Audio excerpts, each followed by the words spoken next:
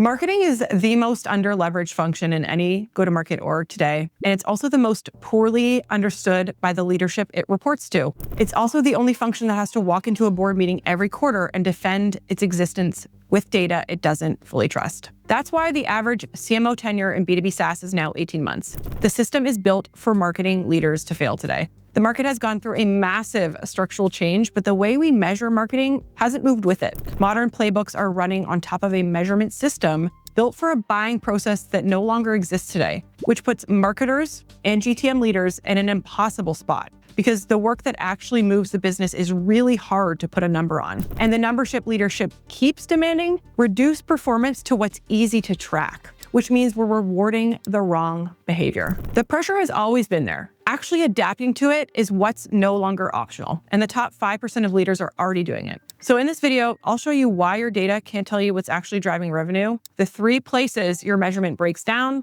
and the system we use at Passetto to help B2B companies finally see what marketing is worth. Let's dive in. Let's talk about why your GTM strategy isn't working. The tactics that drive B2B SaaS growth today look almost nothing like they did a decade ago. How buyers' research has changed, the channels that reach them have changed, and the market conditions, first and foremost, that they're buying in have changed completely. But the metrics used to score and grade marketing performance on all of this haven't evolved at anywhere near the same pace. In fact, most marketing teams are still being evaluated on metrics that were popularized 2 decades ago, designed for a buying process and both micro and macro market conditions that no longer exist in today's market.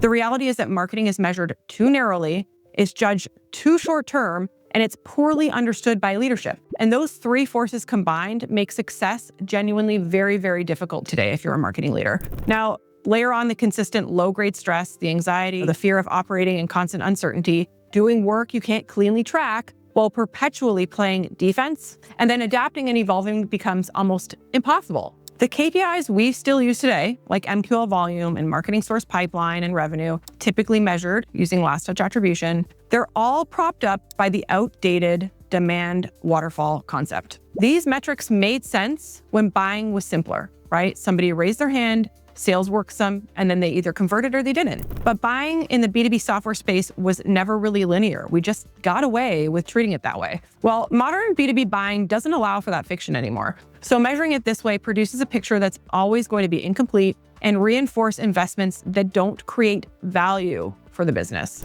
The demands on marketing keep increasing, while the places that marketing actually drives impact are getting harder to track by the second. Part of the problem is the measurement model itself, right? It's outdated and it's built for a funnel that no longer reflects how buyers behave today. The other part is data itself. Because the data that marketers need is often scattered across disconnected tools. The result is that marketing goes blind the moment a lead is handed to sales, and it becomes nearly impossible to tell the board with any sort of confidence or conviction what's really working and truly having an impact on the business metrics that they care about. When the measurement model doesn't match how marketing actually functions, good work goes unseen, goes unproven, budget decisions get made on gut feeling, and holding credibility at that board table becomes harder every quarter. So let me go over why that's happening. Let's talk about the 4 places measurement breaks down today for B2B marketers. Breakdown number 1, the handoff. Marketing generates the lead, they hand it off to an SDR or BDR, and the trail goes dark. What the SDR does with that lead, how many times they try to connect, whether marketing engagement keeps showing up in the buying cycle,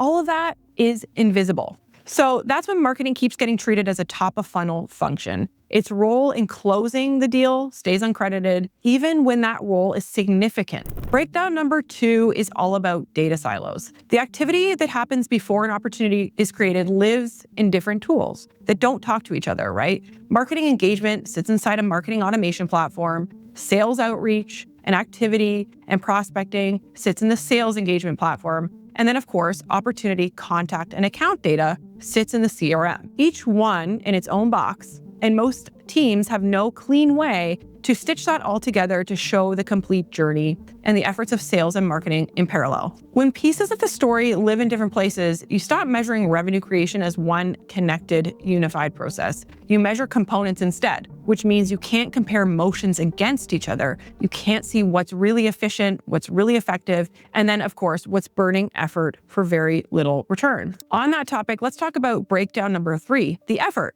Between lead creation and opportunity creation, there's a whole motion happening, right? SDR attempts, emails, dials that maybe didn't go anywhere. And most teams have no real visibility into the part that matters, this stage. So tools like Gong, they show you the activities and they might show you reply rates. What they can't show you though, is who your team is actually working at a person level, what triggered each one, and which of those turned into pipeline and which of those didn't. That's the connection that really matters. People, effort, and outcome. Almost nobody can see it in the right way, which means you can't see what dead-end leads do and where they came from in the first place. You can't tell the team what to stop doing. This is the hidden jewel, the data that's been sitting there the whole time, telling you exactly what motions convert to pipeline at the best rate and which ones drain the team for nothing. Most companies are flying blind on the most important question they should be asking. Where is the leverage and where is the waste? Because the data to answer it has never been pulled into one place, yet it's hidden in plain sight. Breakdown number 4, marketing influence. You can connect marketing to an opportunity. What you can't do is see which engagements happened at which stage of the buying journey and then tie those back to the metrics that actually matter to your board, like win rate, pipeline velocity,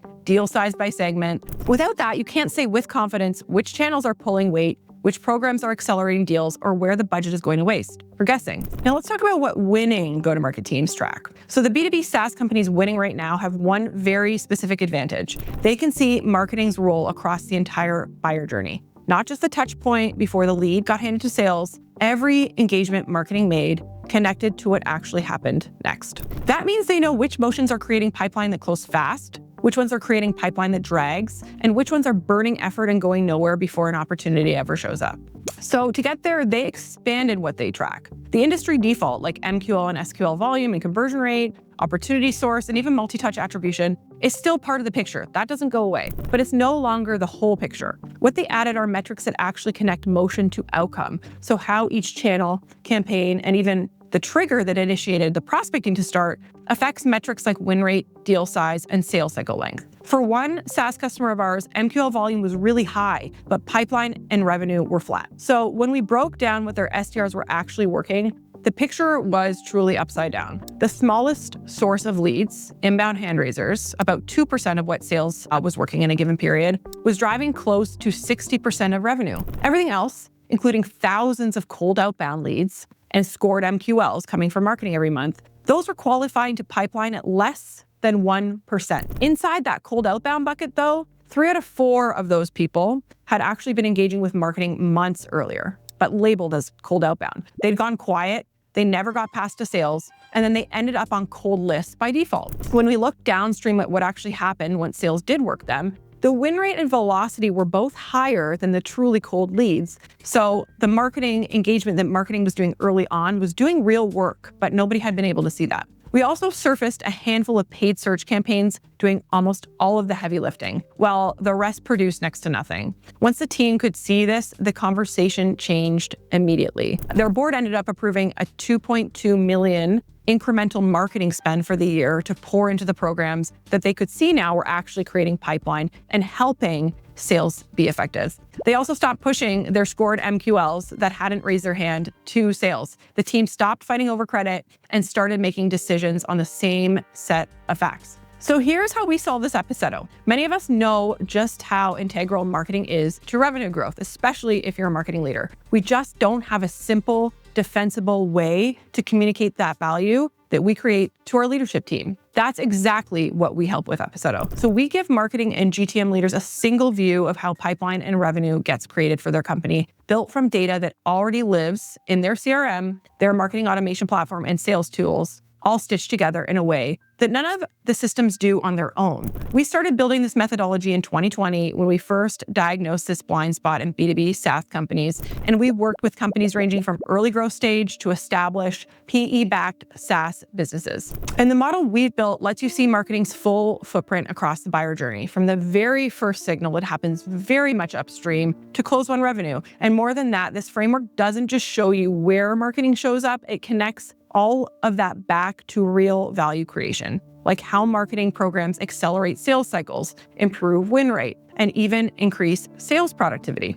So every engagement we do starts with a 14-day sprint. We pipe in your data from your systems, like your CRM, your map, and we stitch it all together in one unified view of the buyer journey, from that awareness stage through SDR and BDR prospecting to, of course, closing, which is an active sales cycle. In this short sprint, we tell you exactly which journeys are highest yield and convert the strongest, and which ones are creating drag and very little ROI across both marketing and sales activity, separately but in parallel. The prospecting stage is the key. It's the pipeline black box. It's that gray area between when a lead gets created and when an opportunity gets opened, where teams are working leads and where almost nobody has clean data today. We reconstruct that history. Every prospect and lead worked, why they were worked, what converted to pipeline and why, and then most importantly, what didn't and why. We do the same thing on the marketing side. So every campaign, channel, program, page visit, that's all mapped to these 3 stages. So you can see which initiatives are actually leading to pipeline and revenue and which ones are generating activity that never comes back to business results.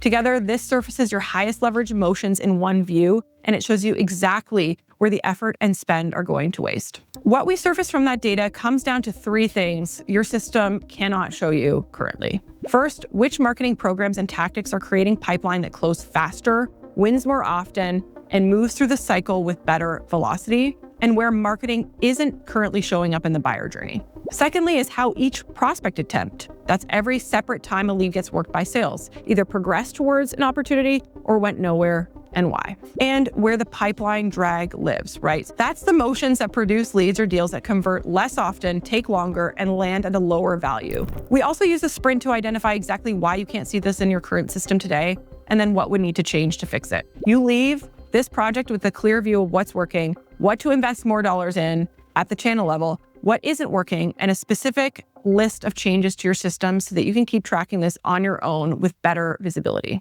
After the sprint, you can work with us on an ongoing basis to keep that visibility active in our marketing analytics SaaS platform. We maintain the KPIs, we keep the data current, and we run a quarterly cadence so that you're always working from the most recent picture of your pipeline. The board narratives and the QBR reporting that currently eat hours of your time every quarter, we handle that for you. The answers come fast and the results will follow. Take this customer example. So inside the sprint, we identified exactly which channels and tactics were driving hand raisers in one of their key markets and how to compound that motion by leaning into the plays that were working down to the channel level. Once they could see what was driving that growth, they got incredibly strategic about where to put their next dollar and the next one and the next one. Now, in a different market, the story was totally different. Outbound was where the real pipeline growth was coming from. But when we looked closer, over 60% of those outbound opportunities had been engaging with marketing months earlier, right? So the early footprint was doing the work. Outbound was just the closer in that scenario. And finally, they had a way to understand the upstream impact of their marketing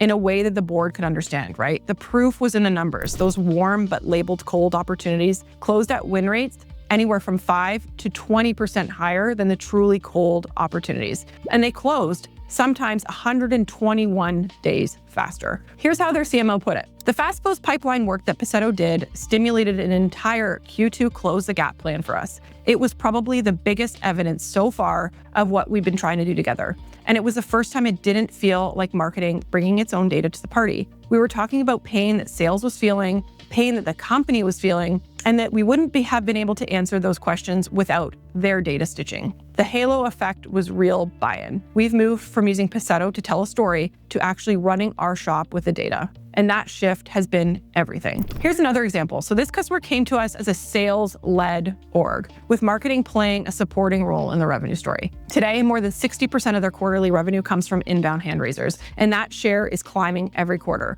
That's not a marketing campaign result.